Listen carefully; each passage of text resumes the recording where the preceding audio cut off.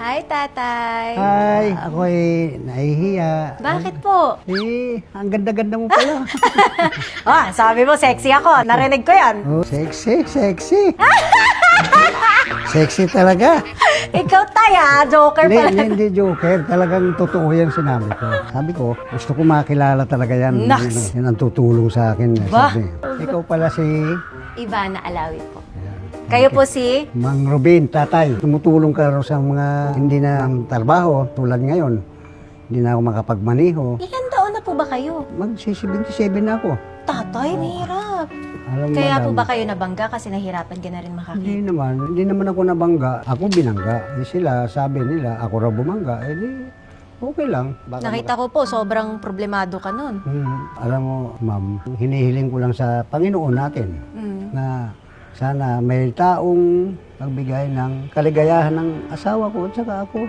Kasi ang asawa niyo po ay may Sakit na epilepsy. epilepsy. Ang gamot niya, Hindi ko na maintain. magkano Isang po ang taon. gamot niya? Sa 20 pesos daw kuno. 20 Isang araw, pesos. 20 pesos. Hindi ko na kaya. Ang pangarap ko, magkaroon ng tindahan na maliit man lang, kahit maliit. Ilang taon na po ba kayo nagdi-jeepney driver? Ay, tagal na po. 50 anyos na. Papasalamat May ako anak sa... na po ba kayo?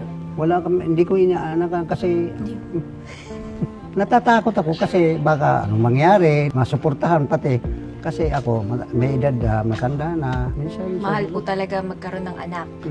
Mahal talaga. May anak ako sa una, Dalawa. yun. Alam mo pala eh. Alam ko storya mo. Kahit kalahating kilong bigas, hindi man lang suporta sa akin. Ha? Oo, totoo yan. Kahit konting allowance? Walang talaga. Kaya ako napilitan na maghanap buhay. Nahirapan ka. Siyempre, binuhay mo sila. Pinag-aral. Pinag-aral hanggang nagkapamilya sila. Hindi ko malaman kung takwil na ba ang tawag sa akin eh. Ngayon. Tay, ang importante, meron kang asawa na nagmamahal sa'yo. At Tsaka sabi sa akin, pa, sana mayroon taong sabi maghintay-hintay ka lang, mabait ang Panginoon. Huwag kang mag-isip ng ganun. may regalo ako para sa'yo. Ano? Yung ganda ko. Eto na. Bibigay ko na talaga yung totoong regalo. Ikaw, joker ka eh. So, meron muna ako ditong 30,000 pesos. Para sa'yo to. At aside from doon, bibigyan kita ng tindahan na worth 50,000. Thank you, Lord. Thank you sa'yo, Ivana. Bibili ko talaga ng gamot to. Ng gamot niya.